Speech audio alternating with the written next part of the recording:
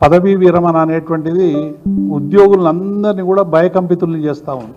ఏ ఉద్యోగి కూడా రిటైర్ అవుతున్నాడంటే మానసిక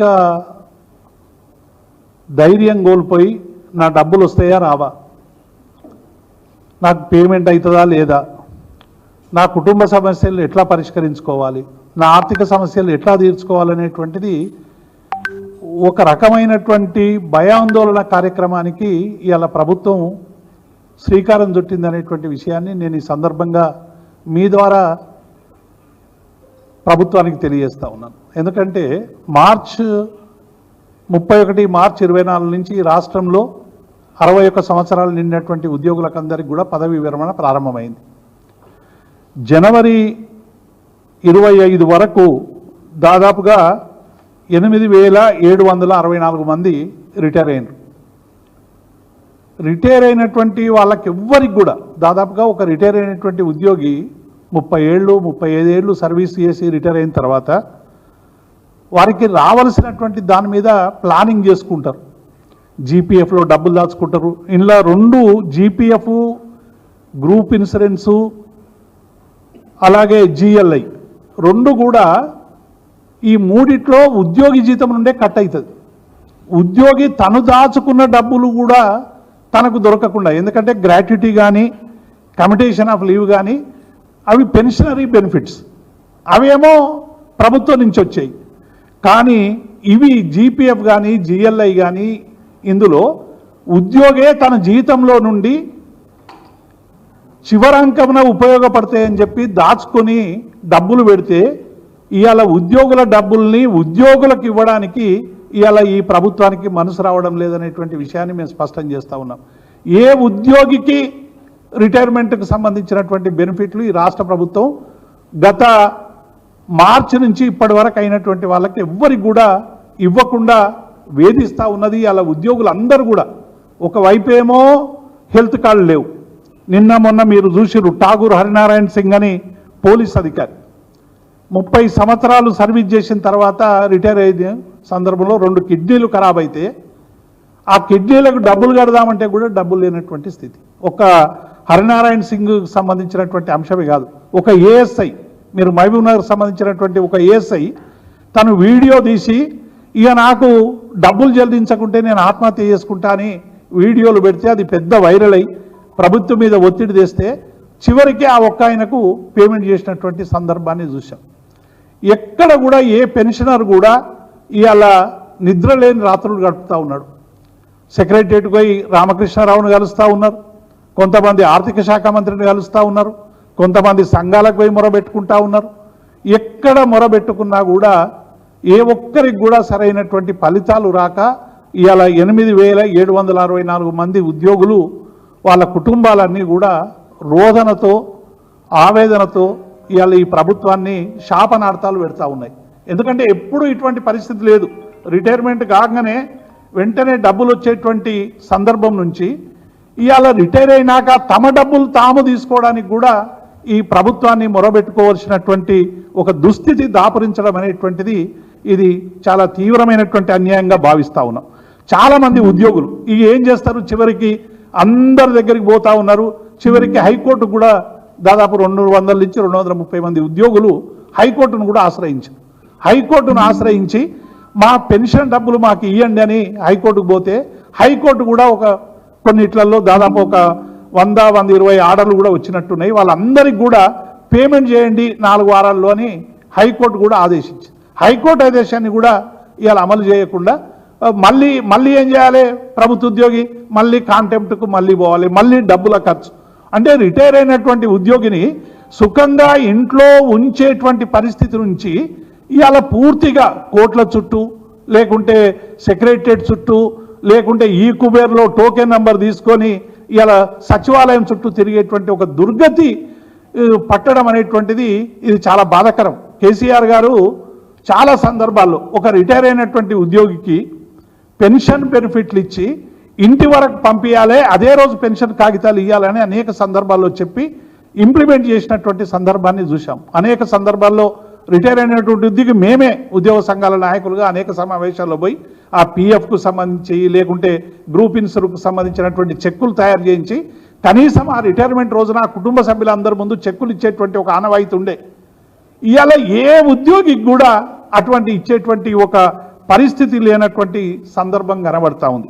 ఇది రాజ్యాంగం కల్పించిన హక్కు. ఇదేదో వీళ్ళు ప్రభుత్వాలు ఏదో భిక్షంలాగా భావిస్తూ ఉన్నాయి ఉద్యోగికి ఇచ్చేటువంటి పెన్షన్ హక్కులు.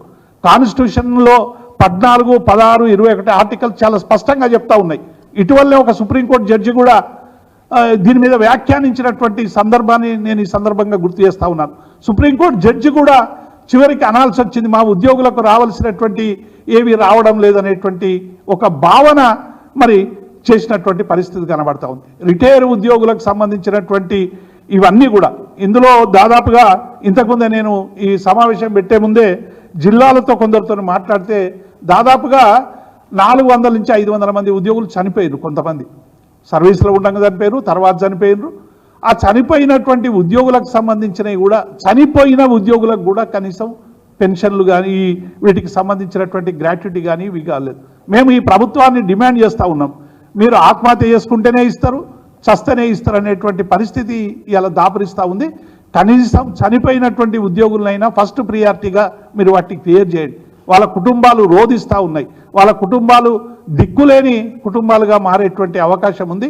మీరు ఉద్యోగులకు మేము అది చేస్తాం ఇది చేస్తాం అని మీరు మేనిఫెస్టోలు చాలా పెట్టారు. 6 నెలల్లోనే మేమంతా మీకు అందరికి కూడా ఒక సుందర నందనవనం చూపిస్తామని.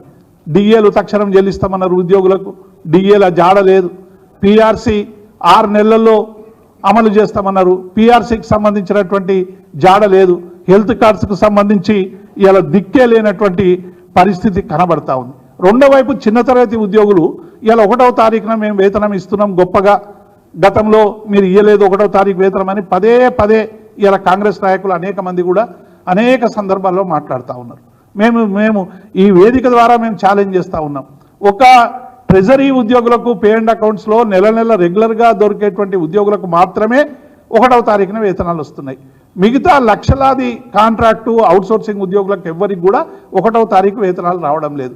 ఇప్పటికీ ఫ్యాకల్టీ ఏదైతే డిగ్రీ కాలేజీలో జూనియర్ కాలేజీలో ఇది ఫిబ్రవరి మార్చు అనేటువంటిది చాలా కీలక కాలేజీలలో, ఎందుకంటే అకాడమిక్ ఇయర్ కంప్లీట్ అవుతుంది, ఎగ్జామినేషన్స్ వస్తాయి. ఏ ఉపాధ్యాయుడైనా ఎట్లుండాలి, మానసికంగా ఆందోళన లేకుండా ఉండాలి. జీతం రాకుండా ఆ సమస్యల్ని మనసులో పెట్టుకొని ఇలా పాఠాలు చెప్పేటువంటి ఒక దుస్థితి ఇవాళ గెస్ట్ లెక్చరర్లకు, ఇవాళ జూనియర్ కాలేజీలో పనిచేసేటువంటి వాళ్ళు కావచ్చు, లేకుంటే డిగ్రీ కాలేజీలో పనిచేసేటువంటి వాళ్ళు కావచ్చు, ఎవరికి కూడా 3 నెలల నుంచి వేతనాలు ఇవ్వనటువంటి పరిస్థితి కనబడతా ఉంది. చాలా వాళ్ళు పెద్ద ఎత్తున ఫైట్ చేస్తే 8 నెలల జీతాలు పెండింగ్లో ఉంటే 4 నెలల జీతాలు ఇచ్చిండ్రు, ఇంకా 3-4 నెలల జీతాలు రావాలి.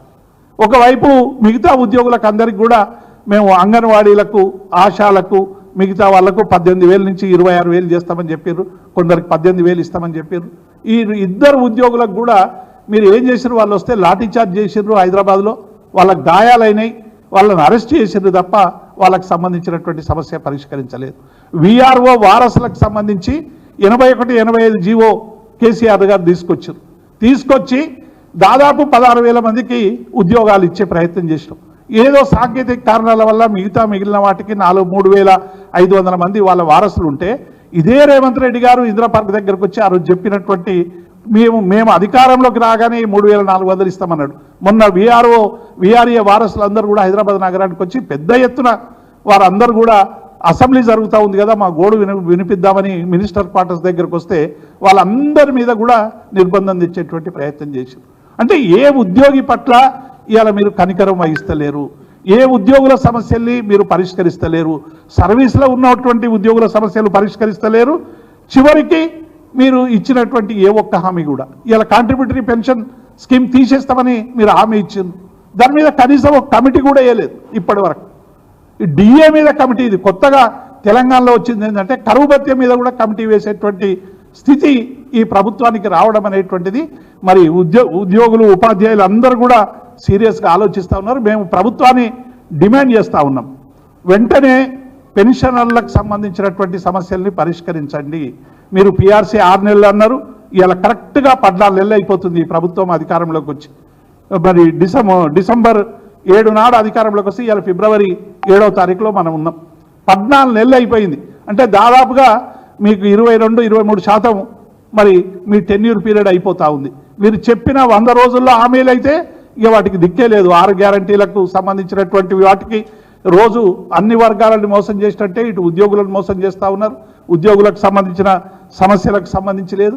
పోనీ కనీసం ఉద్యోగులకు రెండవ ప్రాతినిధ్యం ఇచ్చి మొదట ఇచ్చినటువంటి సమస్యలన్నా పరిష్కరిస్తారంటే ఇవాళ ఏ ఒక్క సమస్యను కూడా పరిష్కరించినటువంటి పాపాన పోలేదు. 35 సార్లు మరి ముఖ్యమంత్రి గారు ఢిల్లీకి పోయొచ్చారు.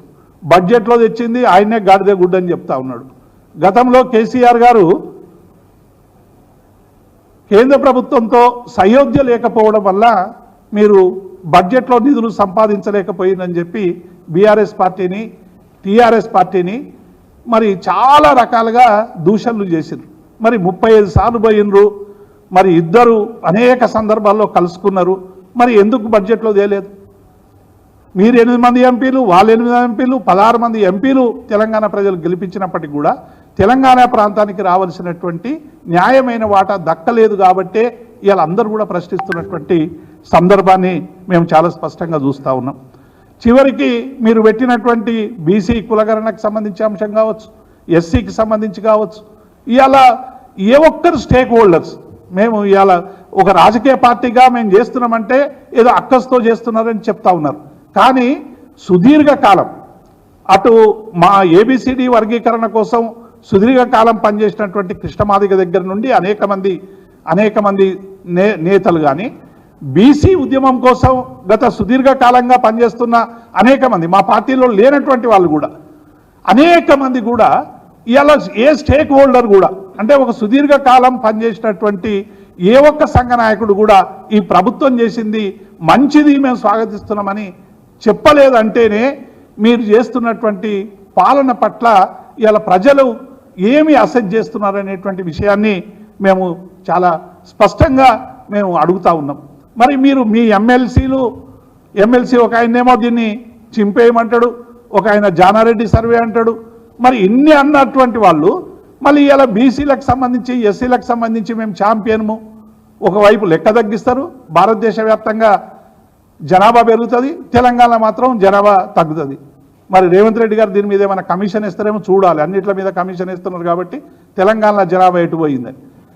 ఒకవైపు ఏమో దేశవ్యాప్తంగా బీసీల జనాభా పెరుగుతుంది, మిగతా జనాభా పెరుగుతుంది, తెలంగాణలో కూడా మరి తగ్గించేటువంటి ప్రయత్నం కనబడతా ఉంది. కాబట్టి ఇలా కాంగ్రెస్కు సంబంధించి ఇలా 6 గ్యారంటీలలో 7వ గ్యారంటీ కూడా ప్రజాస్వామ్య పునరుద్ధరణ అన్నారు. అది కూడా ఇలా నిర్బంధం పేరు మీద ఇలా సోషల్ మీడియా దగ్గర నుంచి కార్యకర్తల దగ్గర నుంచి ప్రతి ఒక్కరిని కూడా వేధించేటువంటి అరెస్టులు చేసేటువంటి ప్రయత్నం చేస్తున్నారు తప్ప ఏమీ ఒరిగినటువంటి పాపాన పోలేదు.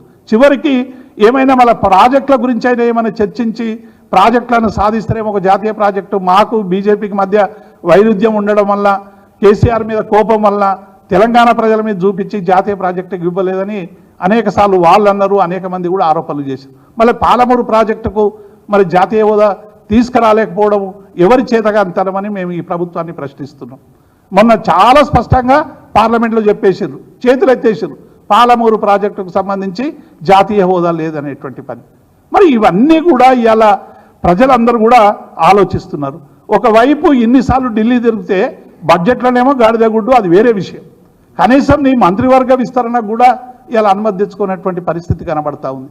కనీసం ఈ పార్టీకి సంబంధించిన కమిటీలకు కావచ్చు, లేకుంటే మంత్రులు కీలకమైన మంత్రులు లేరు. ఇలా గురుకుల విద్యాలయాల గురించి ఎంత రచ్చ జరిగింది మనం అనేక సందర్భాల్లో చూసినాం. విద్యాశాఖ మంత్రి లేడు, అనేక మంది మంత్రులు కూడా అనేక శాఖలకి ఇలా లేకపోవడం వల్ల 14 నెలల పనితీరంతా కూడా ఇలా ప్రజల కోసం కాకుండా కేవలం మీరు ఏఐసిసి మెప్పు కోసం, కాంగ్రెస్ నాయకుల మెప్పు కోసం పరిపాలన జరుగుతున్నది తప్ప ప్రజల మెప్పు కోసం ఏం పరిపాలన చేసింది అనేటువంటి విషయాన్ని ఇలా ప్రజలందరూ కూడా ఆలోచిస్తూ ఉన్నారు. ఇక చివరికి శాసనసభ పెడితే కూడా శాసనసభ జనగణన కోసం ఆ బిల్లు గురించి శాసనసభ పెడితే చివరికి జనగణన వాడి 2 నిమిషాల్లోనే పూర్తి చేస్తే మొత్తం నవ్వుకునేటువంటి పరిస్థితి కనబడతా ఉంది. రేవంత్ రెడ్డి గారికి మేము ఎప్పుడైనా పెడతా ఉన్నాం, మేము రిక్వెస్ట్ చేస్తూ ఉన్నాం, డిమాండ్ చేస్తూ ఉన్నాం.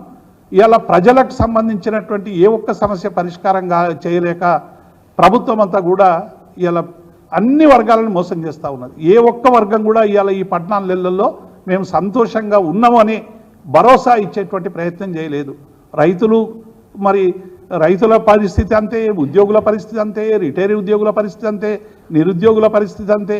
అన్ని వర్గాల ఉద్యోగులు కానీ, అన్ని వర్గాల సబ్బండ వర్ణాలు కానీ మీ మీద చాలా ఆశలు పెట్టుకొని ఇవాళ ప్రభుత్వాన్ని అధికారంలోకి తెస్తే ఇవాళ అన్ని వర్గాలని మోసం చేసేటువంటి ప్రయత్నం చేస్తూ ఉన్నారు. మేము డిమాండ్ చేస్తూ ఉన్నాం, వెంటనే మీరు హామీలలో ప్రథమమైనటువంటి హామీలను అమలు చేయండి. మీరే డెడ్ లైన్ పెట్టుకున్నారు, మీరే డేట్లు పెట్టుకున్నారు, మీరే రకరకాలుగా ఈ విషయాల మీద మాట్లాడుతూ ఉన్నారు. కాబట్టి వెంటనే పెన్షనర్లకు సంబంధించినటువంటి ఈ సమస్యను పరిష్కరించండి. ఎందుకంటే రైతుల ఆత్మహత్యలాగా పెన్షనర్ల ఆత్మహత్యలు కూడా కొనసాగేటువంటి అవకాశం ఉంది. ఎందుకంటే టైంకు డబ్బులు లేకపోయారు కల్లా ఒక్క కిడ్నీ ఫెయిల్యూర్ అయినా, లేకుంటే ఒక క్యాన్సర్ పేషెంట్ అయినా, లేకుంటే ఇంకొకటి ఏదైనా జరిగినా మొత్తం జీవితం అంతా కూడా కూలబడిపోయేటువంటి ప్రమాదం ఉంది. ఇలా మాకు వచ్చే డబ్బులు మాకు ఇవ్వడానికి మీకు ఏం పోయింది అని మేము ఇలా ప్రభుత్వాన్ని ప్రశ్నిస్తూ ఉన్నాం. కనీసం మాకు ఆర్థికపరమైనటువంటి ఇబ్బందులు ఉంటే 50 లక్షలు వచ్చే దగ్గర 30 లక్షలు ఇచ్చి 20 లక్షలు ఒక నెక్స్ట్ మంత్ ఇవ్వచ్చు, లేకుంటే 2 నెలలకి ఇవ్వచ్చు, 3 నెలలకి ఇవ్వచ్చు. కానీ మా డబ్బులు దాచుకున్న డబ్బులు మాకే ఇవ్వకుండా దాని మీద ఫ్రీజ్ పెట్టి మీరు ఇవ్వాల్సినటువంటి డబ్బులు ఇవ్వకుండా ఇలా వేధించడం అనేటువంటిది ఇది రాజ్యాంగ వ్యతిరేకం. డెఫినెట్గా దీని మీద అన్ని వర్గాలు కూడా ఆలోచిస్తూ ఉన్నాయి. సమయం వచ్చినప్పుడు పెద్ద ఎత్తున ఉద్యోగులు కానీ, ఉపాధ్యాయులు కానీ, కార్మికులు కానీ, పెన్షనర్లు కానీ డెఫినెట్గా ఈ ప్రభుత్వానికి సరైనటువంటి గుణపాఠం చెప్తారనేటువంటి విషయాన్ని మేము ఈ సందర్భంగా గుర్తు చేస్తాము. Thank you. జై తెలంగాణ.